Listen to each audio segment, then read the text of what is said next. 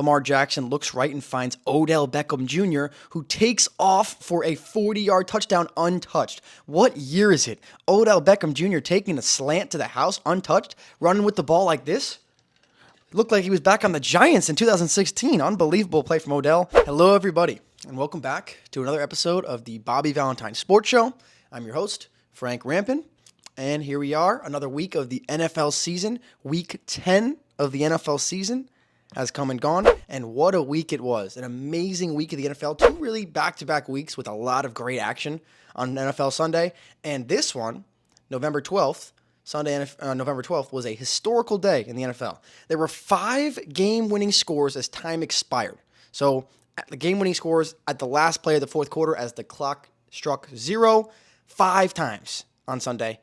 The most on a single day in NFL history. The Lions won on a walk-off win. The Seahawks won on the walk-off win. The Texans won on a walk-off win. The Cardinals, and our game of the week that we're going to get into in a little bit, the Cleveland Browns.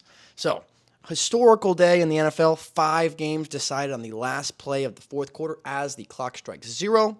Pretty crazy stuff. All of them ended up being game-winning field goals, too. Pretty crazy. So, we're going to get into that. The play of the day. Unbelievable stuff here. We're going to jump right into this one. And if you didn't see this, this was a wild, wild play. So, this happened in the Minnesota Vikings New Orleans Saints game in Minnesota. And after Derek Carr was injured in this game, Jameis Winston had to replace him. So, at this point in time, the Minnesota Vikings were up 27-3. Jameis Winston leading the offense down into the red zone at the 14-yard line. He takes the snap on a first down and 10 play, drops back, looks right, lofts one to the back corner of the end zone, and Chris Olave climbs the ladder to make an unbelievable catch. Oh my goodness. You got to see this again. Unbelievable play by Chris Olave, and it just seems like Jameis Winston, he's always going to give his players a chance. He's going to give them a chance to make a great play. He's going to throw a couple picks as well, but he's going to give out opportunities to make catches like this. What a play from Chris Olave. His left foot lands on the defender's foot there, but eventually does come down in bounds, climbs the ladder to really catch this ball on top of his head. Absolutely mossed. Both feet come down in the corner of the end zone. Great, great, great play by Chris Olave. Unbelievable stuff from him. Great play. And I mean, like I was saying, that's the Jameis Winston experience. We saw it against Minnesota on Sunday. This is what he does. He's going to make some ridiculous throws that allows his receivers to make some great plays. We saw that on both the touchdown passes he threw. That was the first one.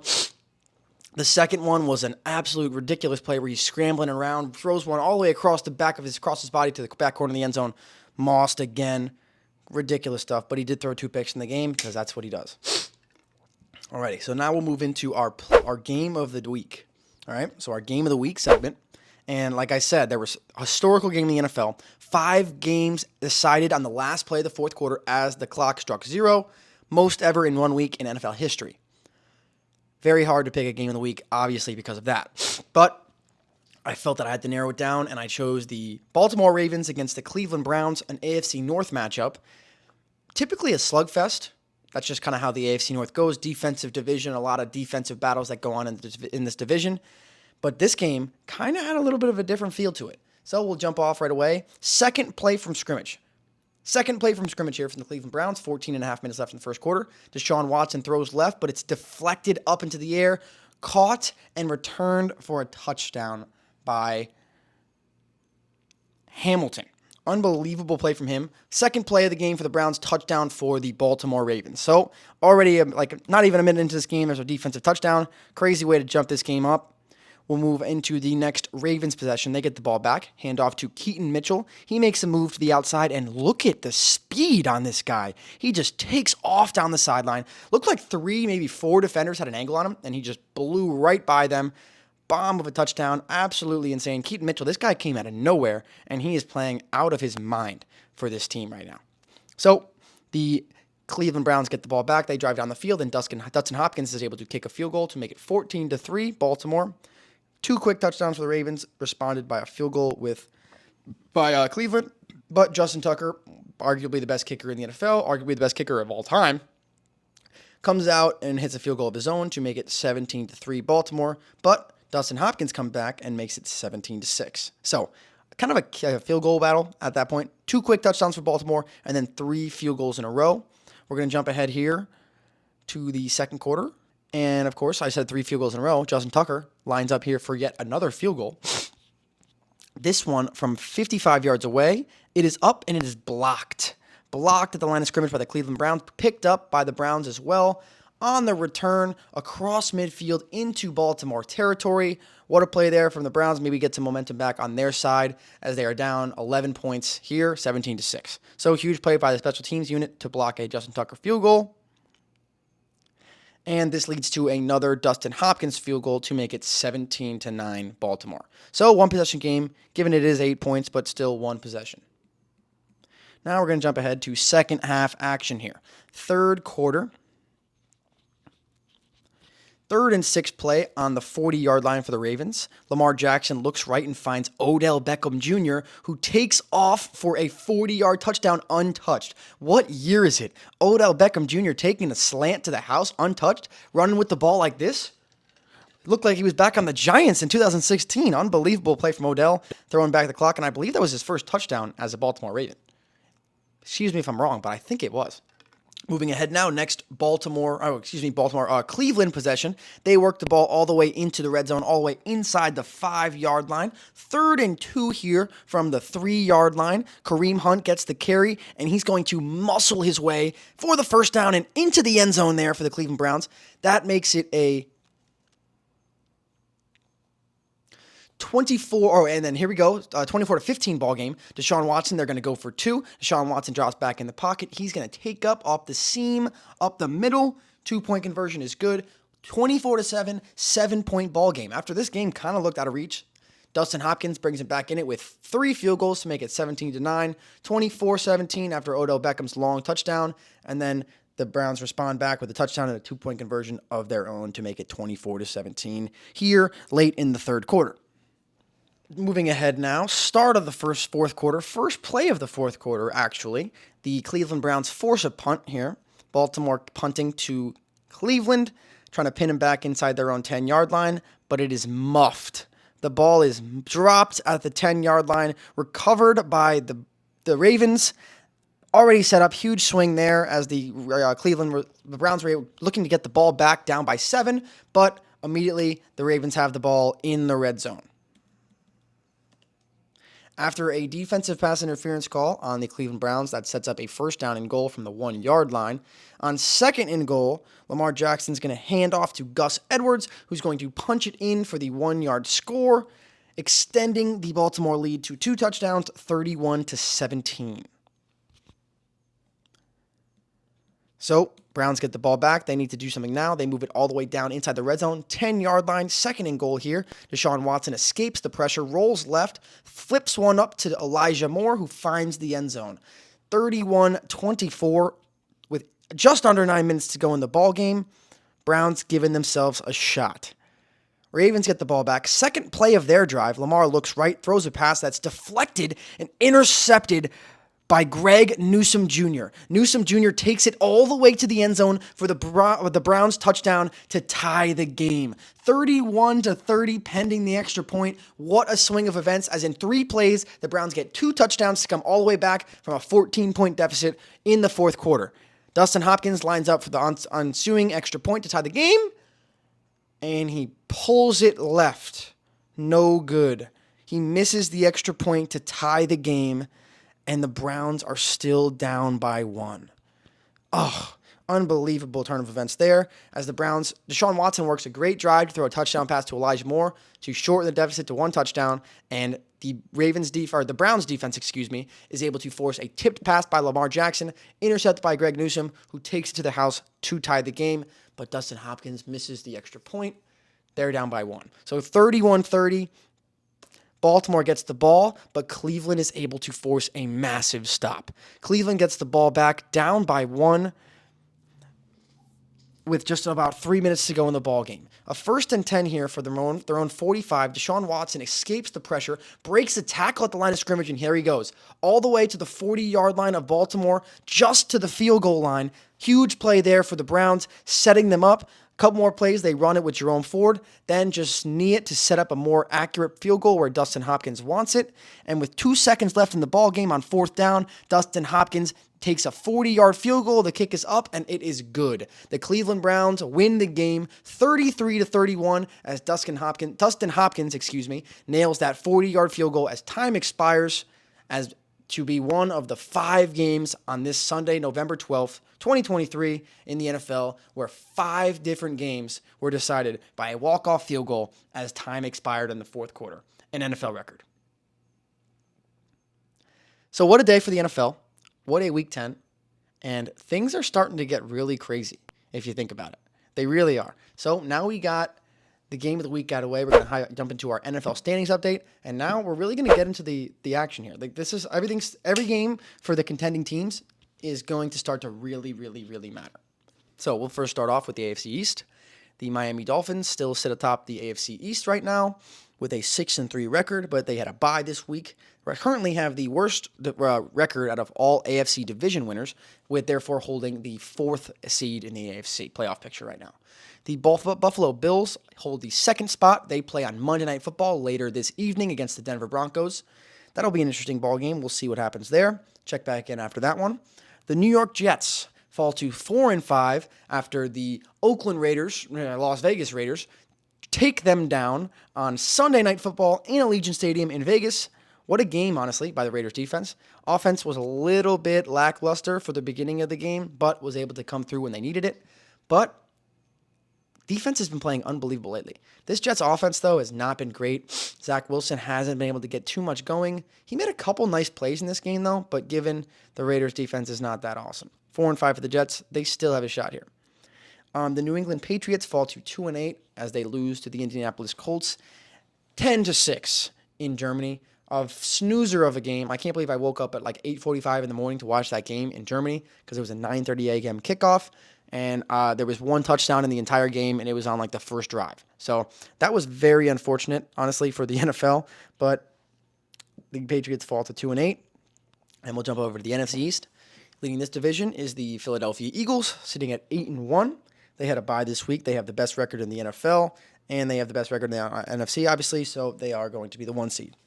The Dallas Cowboys, they moved to 6-3 now, and they just beat down on the New York Jets yet again. I believe it was 49-17. So I think over the year, the combined scoring against between the Dallas Cowboys and the New York Giants was 89-17 because they lost week 1 40-0 and they lost 49-17. So that's pretty unfortunate. The Dallas Cowboys are the 6th seed in the NFC right now because the Philadelphia Eagles lead their division.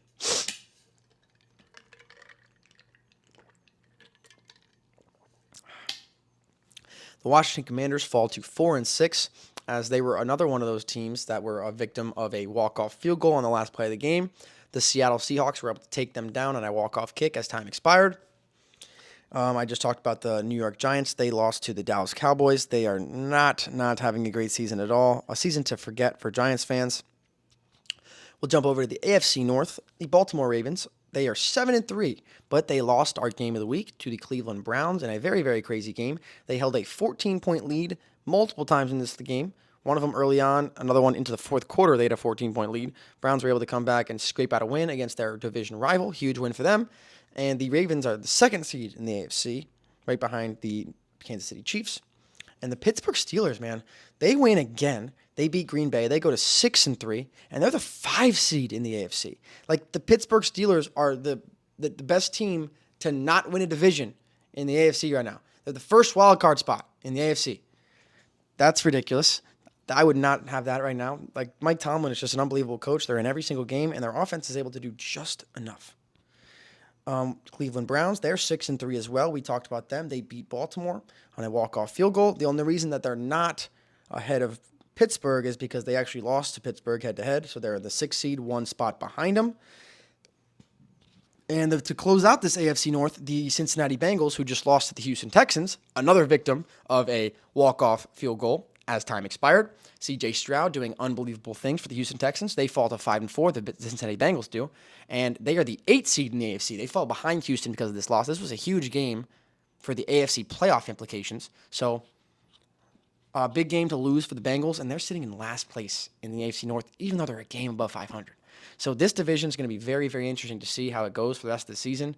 Very tight from top to bottom. The NFC North. The Detroit Lions, they beat the Chargers in a shootout. They were not the victim. They were the beneficiary of a walk-off field goal as time expired, as the Lions kicked one to win the game. Dan Campbell went for it on fourth down, I believe, 5 times in this game, including one with a minute and a half to go in the ball game on a 4th and 2 on like the 28-yard line going in. Could have just kicked that field goal that we were talking about as time expired right then. But nope, he didn't even want to give the Chargers a chance to touch the ball again. Decided to take his massive balls and go for 2 like he does almost every time they're at a 4th down and reasonable. They are the 2 seed in the NFC right now, right behind the Philadelphia Eagles. And the Minnesota Vikings. 4 straight wins for the Vikings. They go to 6-4. They just beat New Orleans. And, I mean, is Josh Dobbs the GOAT? The pastronaut? Is he the GOAT? I mean, Josh Dobbs just became the first player in the history of the NFL to record 400 passing yards, 100 rushing yards, and have no picks in their first 2 games with a new team. Unbelievable stuff from Josh Dobbs. He came in last week. I talked about it last week. He didn't even know the playbook. He didn't even know his teammates' names. He didn't know any of the plays, and he ran that offense and led them to a game-winning drive. And this week, he wins again and goes out of his mind again. They're the 7th seed in the NFC right now. They're in the playoffs if it ended today, right now, with Josh Dobbs. That's an unbelievable story right now. So Josh Dobbs, just tried to pick him up in fantasy. That didn't work out. Traded for him. So we'll see how that happens. He's going to save the season. Josh Dobbs. The Green Bay Packers fall to 3-6. They lost to Pittsburgh. Just talked about Pittsburgh a little bit. They just always are able to find a way to beat a team. Jordan Love looked a little bit better than he has in this game, but still nothing too impressive to write home about.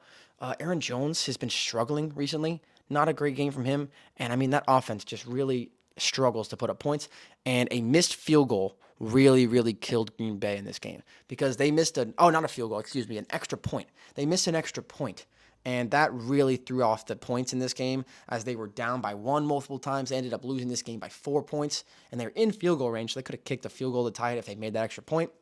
The extra point was actually blocked by Pittsburgh. Let me get that straight, but still not ideal for Green Bay. Excuse me. The Chicago Bears, they are 3-7 now. They got a win on Thursday Night Football against the Carolina Panthers. The Carolina Panthers did not look very good at all. Tyson Bagent looked okay. That was just kind of a Beppo Bowl, if we're going to be honest. It was 16-13 final. Not an ideal game for Thursday Night Football, but the Bears get their 3rd win of the season. Jumping over to the AFC South, the Jacksonville Jaguars got absolutely smoked by the San Francisco 49ers to fall to 6-3, but they're still the 3 seed in the AFC right now.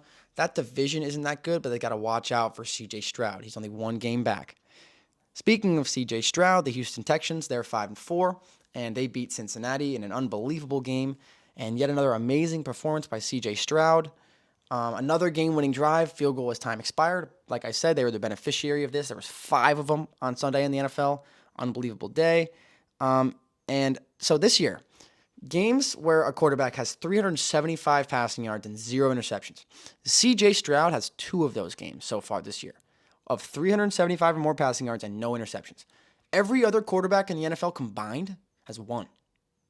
So C.J. Stroud in the MVP conversation, rightfully so. He also leads the league in touchdown to interception ratio. It's like 17-2. It's unbelievable what he's doing right now. Crazy stuff for them. They moved into the playoff spot right now, I believe. They're the 7th spot in the AFC.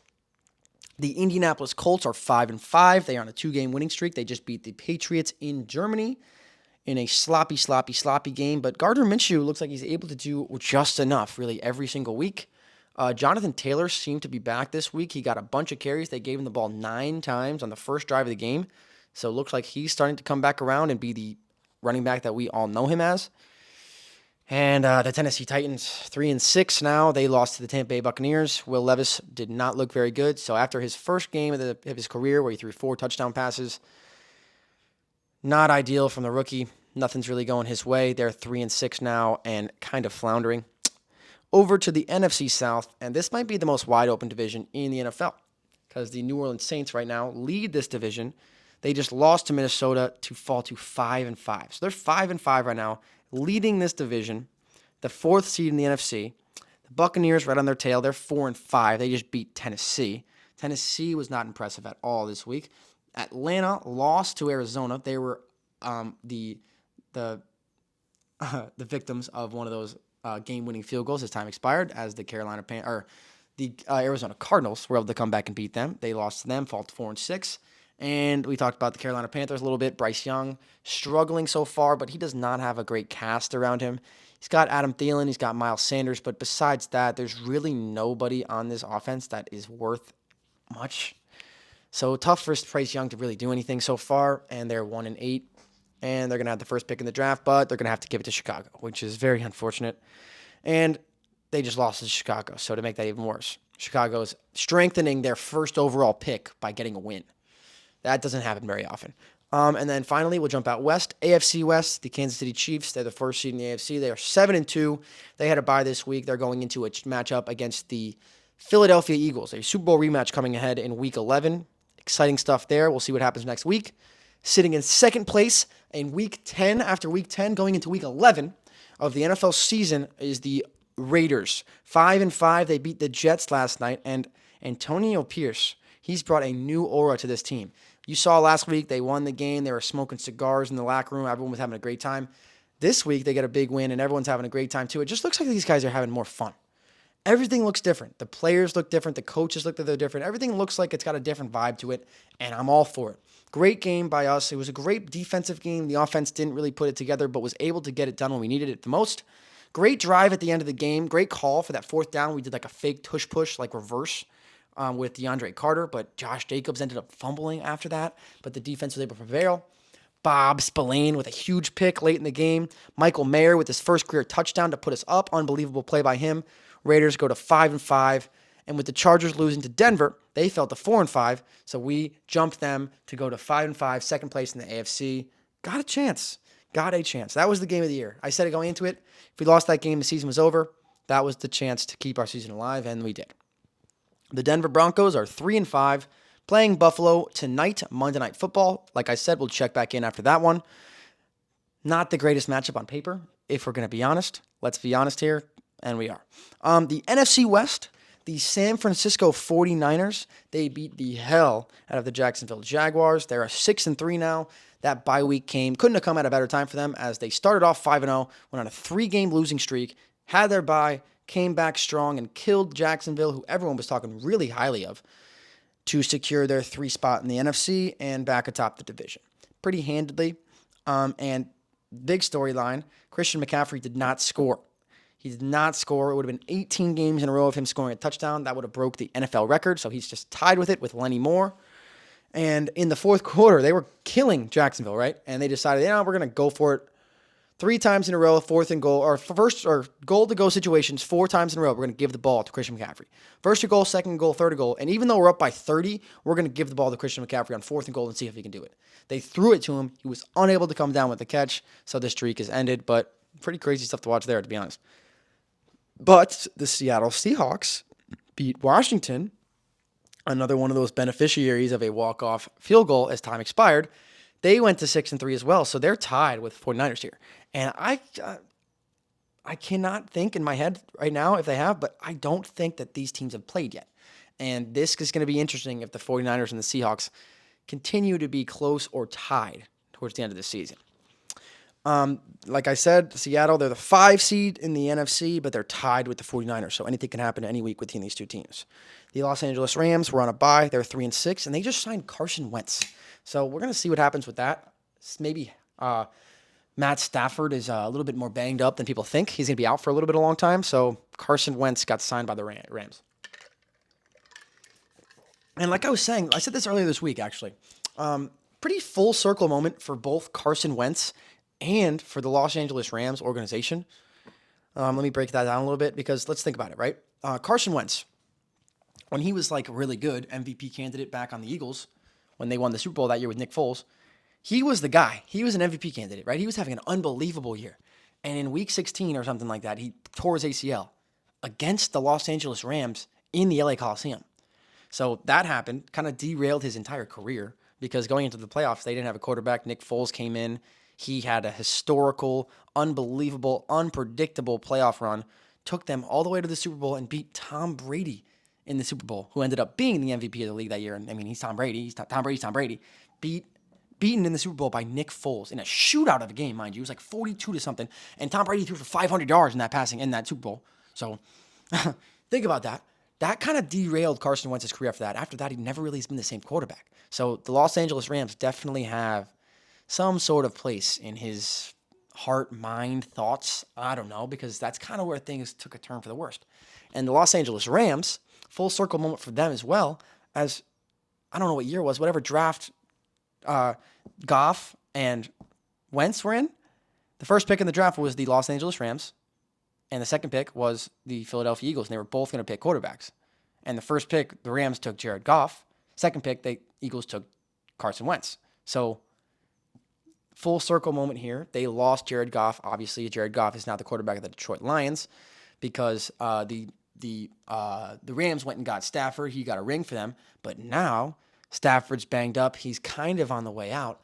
They signed Carson Wentz. So a full circle moment for both the Los Angeles Rams and for Carson Wentz. We'll see how it pays off for both of them.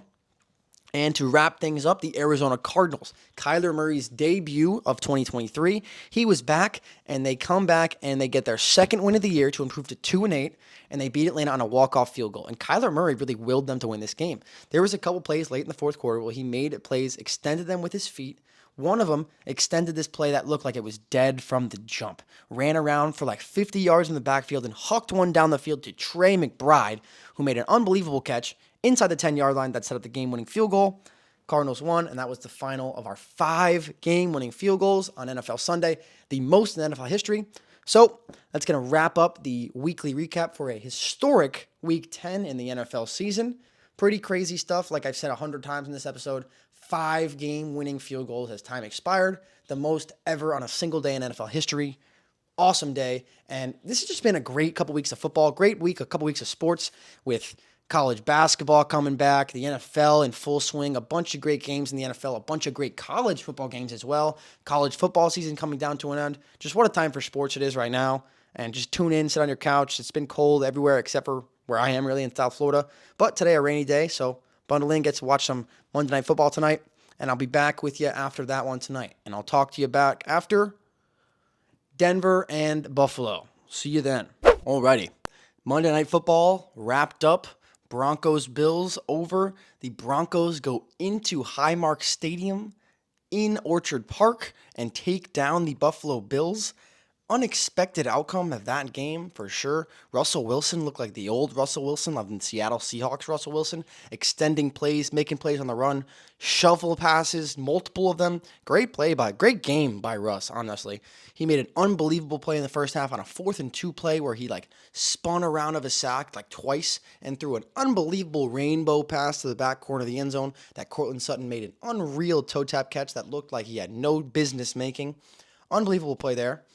The Broncos were able to win, and they extended. This was the week of the walk-off kick. Like I said a bunch of times already in this episode, 5 total walk-off kicks as time expired on Sunday, the most in an NFL day on one single day. And, of course, Monday night had to follow up suit, ended with a walk-off kick by Will Lutz to give the Broncos a win as time expired, making it 6 on the week, the most in any week in NFL history. 6 walk-off kicks as time expired at the end of the fourth quarter. Pretty crazy stuff. Wild week of football. 6 kicks to win the game as time expired, capping it off in Monday night with Will Lutz. And that one was pretty crazy because both teams had no timeouts, and there was about 25 seconds left to go in the game, and it was 3rd down. And the Broncos just ran a play to set up the field goal. They had their field goal team waiting on the sideline, ready to go, and as soon as the play was over, the field goal team ran out. And there was so much confusion going on. The Broncos got their team out there with about 8 seconds to go. They got the snap down, they kicked it, and Will Lutz missed the kick. But because of all the confusion, everyone was running around, a lot of moving parts there because no one had any timeouts. They had to get the field goal team out to give themselves a shot. The Bills had 12 people on the field. 12 men on the field for the Buffalo Bills. They missed the kick, they missed the kick. So 12 men on the field for the Bills. They get to re-kick. Will Lutz, of course, this time with 3 seconds left, nails it as the time goes down to 0. Broncos get the win. 3 games in a row for the Broncos, move to 4-5, and the Buffalo Bills fall to 5-5. So The AFC wildcard picture looking very tight. A lot of teams in the hunt, sitting at 5-4, 5-5 on the outside looking in, but a lot of time to go. People on the inside at just 5-4. Houston holds that last spot at 5-4, and then both of the AFC North teams at 6-3 above that. But a lot of things that could happen in the AFC playoff picture. That game definitely makes things very interesting. And, I mean, honestly, there's not a lot of times where I'm rooting for the Chiefs, the Broncos, or the Chargers. But tonight was one of the rare occasions where I'm rooting for the Broncos tonight because they're technically below. But 3 wins in a row from them. If they win another one, they're right back in it. So this could get very interesting as we head into the later weeks of the NFL season. And that's going to wrap up our Week 10 NFL weekly or NFL episode, and hope you enjoyed that one. And if you want to follow us at any of the accounts on Instagram, Twitter, TikTok, all that good stuff at the Bobby Valentine Sports Show. If you want to look up anything for the Bobby Valentine Sports Academy, head up bvacademy.com for anything you need for that. And yet another week of the Bobby Valentine Sports Show. Come back next week. We'll see you soon. Peace out.